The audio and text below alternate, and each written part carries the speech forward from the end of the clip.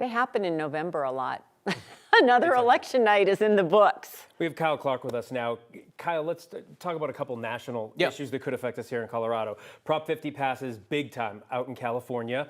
Governor Newsom speaks afterwards, says he'd like to see other states do this, calls Colorado out by name. We already know, because Phil Weiser told you personally, I think on Next, that he would do this. He's interested in doing this. But after last night, do you think it's more likely or less likely that it might happen? I don't know. I really wrestle with this, right? Yeah, as you said, you've got Newsom calling Colorado out by name, saying that other blue states have a duty to join this gerrymandering battle that was started by President Trump and Republicans in Texas. And you might think, well, now the train's moving down the tracks because California voters passed this last night in Prop 50. But I actually think there's a chance that what happened last night, the enormous margins for Democrats, start to slow Republicans' role in some other states besides Texas, that they might be afraid of gerrymandering and then stepping into an electoral environment in 2026 that looks like last night. For the simple reason that, without getting too complicated, when you gerrymander, what you have to do is you have to take some of your safer seats and make them less safe in order to steal seats away from the other parties, which works until you hit a wave year like Democrats had last night in an off-year election. You hit a wave like that, and all of a sudden, your gerrymander can fall apart, and you can lose a bunch of previously safe folks. So I wonder if some other kind of marginal Republican states don't say, maybe we'll hold off on this. If they hold off, I think it's more likely that Colorado holds off. Yeah, you got a decent hand, and you're like, do I really want to do play it, right? I don't know if I want to play and A.G. Weiser, who's running for governor, when he unveiled this idea to us, he specifically said, we only should do this if a bunch of other states do it. He's not like hot to trot about it like Newsom is in California. Okay. Let's talk about New York City. We can't ignore it. I mean, just a political earthquake, kind of predicted, though, of course. What does this mean for socialists in Denver? Yeah, I think it's interesting. And I mean, we can't forget, like, there are Democratic socialists on the Denver City Council and on the Aurora City Council and in the Colorado State Legislature, right?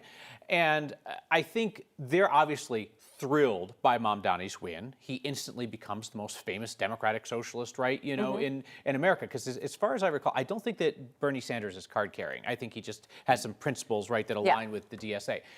So they're obviously thrilled about it. And I think they're going to want to implement some of the same stuff that Mamdani might try to do in New York, and to try and lead the way on some things. They're certainly energized.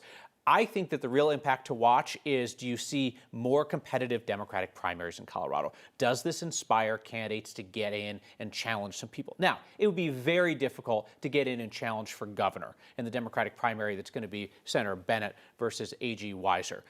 Senator Hickenlooper currently does not have a strong challenger. Does he pull a strong challenger from his left? He would be very difficult to defeat. But then once you get down into some more localized races, like in the State House, I would be watching for primaries where younger DSA candidates get in there. It still remains to be seen if Mamdani is going to be able to get a lot of his agenda done in New York City. And if he does, what works in New York City may not necessarily work in Denver. Sure. No, absolutely.